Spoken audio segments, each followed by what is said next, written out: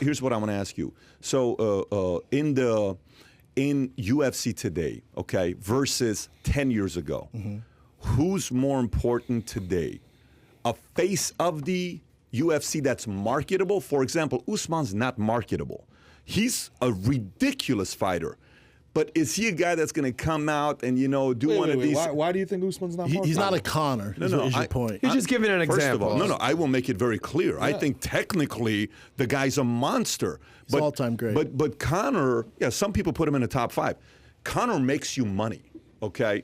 Conor's a once-in-a-lifetime. Kobe, Muhammad Ali. Kobe makes you money. Kobe talks shit. Jorge Masvidal makes you money, but right? Chael Sonnen talked shit, but I don't know. Was he a money fighter? Yeah, he was a money fighter, yeah. Was Chael Sonnen really a money eyeballs? fighter? I've never even heard of his name. But wait a minute. I can't let you get close to me. He was a money fighter for UFC, but back then they didn't pay the way they pay. It was a different model. But he brought eyeballs to the sport. There you go. Yeah. Of course he brought eyeballs to the sport, yeah.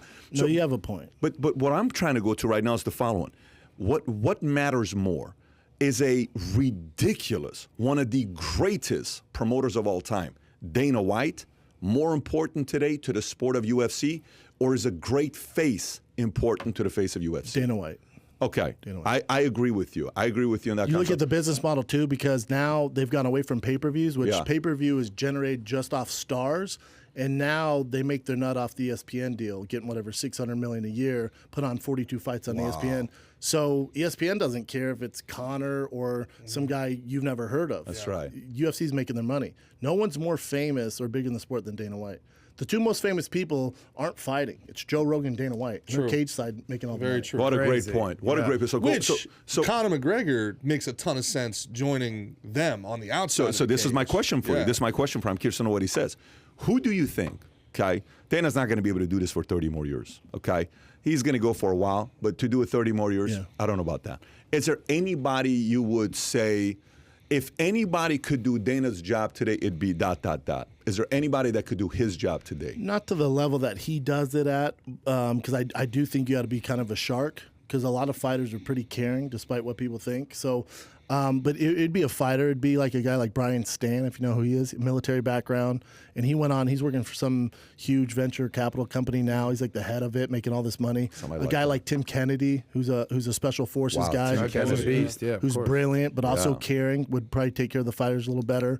A Daniel Cormier, a Dominic Cruz, somebody who... What an angle you took. Yeah.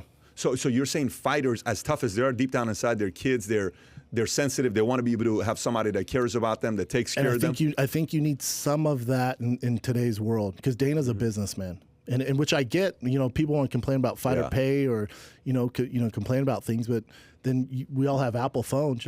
Complain about the way, Apple treats their employees. See, I wonder, like when you're saying that, I look at it from maybe a different angle because of being in business myself. You're thinking straight business? Yeah, no, I'm not thinking straight, but let me give you my insight. I want you to push back and see what angle you see this. So I look at Roger Goodell, okay? Who likes Roger Goodell? Who hates Roger Goodell? Okay.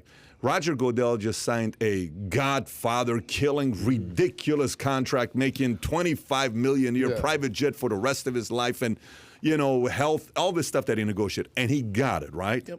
So what are this, and we've had the conversation about the guy, and the next thing you know, all the owners made. Boom. They love him. They made $1 billion, right? Of course. But here's the point, though. Here's the point. Amazon streaming deal. If you think about the fact that the owners made that money, who else makes that money? Mahomes gets a $500 million contract. It trickles down, right? Yeah. So all I'm thinking is I think sometimes at the top, you need an SOB like a Dana White that's going to be able to sit down with these other media bullies that's going to push him. He's going to be like, I don't give a shit who you are. You ain't going to be able to bully this guy. Versus the other guys are more compassionate, the proper corporate guys that are going to be diplomatic. Where it's like, hey, let's do side deal, wink, wink. I don't think Dana does any wink, wink deals. Does not do any wink, wink. Yeah, that's a good point. You need a savage in there. And unfortunately, to make an omelet, you crack some eggs. And that's what the UFC does. This is the only thing I'll disagree with. That's a good point. This is the only thing I'll disagree with that, right? There can only be so much circus. There has to be some to go with the show. Meaning like, it's not going to turn into bare knuckle fighting, and it's just whoever are the two best shit talkers, and these guys are going to fight, and we're going to make this BMF belt. Like they're way past that. There's still people that want to see GSP fight. There's still people that want to see Kamaru Usman fight. There's still people that want to see the best in the world These are the compete against the best of the fans. world. But I'm not just talking about UFC or boxing. Like, look, Jake Paul, he's disrupting. That's great. But when every influencer in the world starts throwing wild hands and hugging each other, I mean, there's the sweet science is something that's beautiful to watch because none of us can do it. For sure. You know what I'm saying? So like, Well, you saw when the TikTok YouTube challenge, that thing was a disaster. Listen, man. I mean, Right? look, You saw, you know what I'm talking about. You'll pay $200 to watch somebody in the NBA play because they do things that you can't do. You won't pay $5 to watch a high school kid play basketball. That's what I'm saying. So that's why nobody goes to WNBA games. On a certain level, they're pushing and they're pushing and they're pushing. But I think they're going to kill the golden goose. The further they get away from. And who's the golden goose?